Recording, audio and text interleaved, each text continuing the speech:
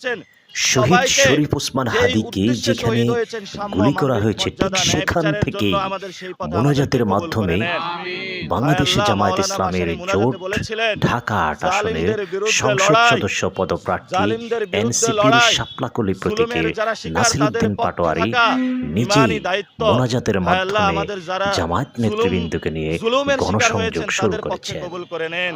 হায় আল্লাহ, আমাদেরকে জালিম যারা রয়েছে তাদের বিরুদ্ধে লড়াই জারি রাখার তৌফিক দান করুন। হায় আল্লাহ, ঢাকা ৮-এ যেই সকল মানুষের স্বাস্থ্য, চিকিৎসা, বাসস্থানের অভাব রয়েছে তাদের জন্য যাতে আপনি তাদের ব্যবস্থা নিতে পারেন সেই দোয়া আমরা করছি, এবং আমরা যাতে নির্বাচিত হয়ে ঢাকা ৮ আসনে যাতে কোনো ব্যক্তি খাদ্য, বাসস্থান এবং চিকিৎসার অভাবে এখানে কেউ না ভোগে সেই তৌফিক আমাদেরকে দান করুন।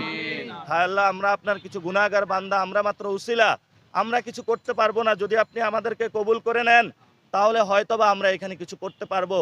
হায় আল্লাহ, আমাদের সকল ভাইদেরকে আপনি কবুল করে নেন। হায় আল্লাহ, শহীদ উসমান হাদি ভাইয়ের পথে আমাদেরকে রাখুন, এবং শহীদ উসমান হাদি ভাইকে যারা খুন করেছে তার সংগ্রামকে যারা এখনো হ্যাঁ করে, হায় আল্লাহ আপনি তাদেরকে উচিত শিক্ষা দিয়ে দেন। হায় আল্লাহ, সকল মুসল্লিদেরকে কবুল করুন।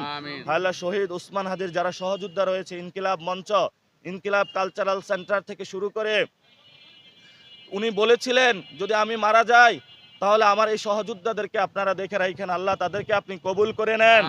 আমি বাংলাদেশের মানুষকে আল্লাহ আমরা আহ্বান জানাবো যাতে যারা ইনকিলাব মঞ্চের কর্মীবৃন্দ রয়েছে, সহযোদ্ধা রয়েছে, আপনারা যে কোনো মূল্যে তাদেরকে দেখাশোনা করবেন, আমরাও তাদের পাশে থাকব, আপনারা তাদের ফ্যামিলির পাশে থাকার চেষ্টা করবেন। হ্যাঁ আল্লাহ, আপনি তাদের ফ্যামিলিকে কবুল করে নেবেন, এবং শহীদ উসমান হাদির যে পথ, ইনসাফের পথে আমাদেরকে কবুল করবেন। আল্লাহ আল্লাহ আমিন।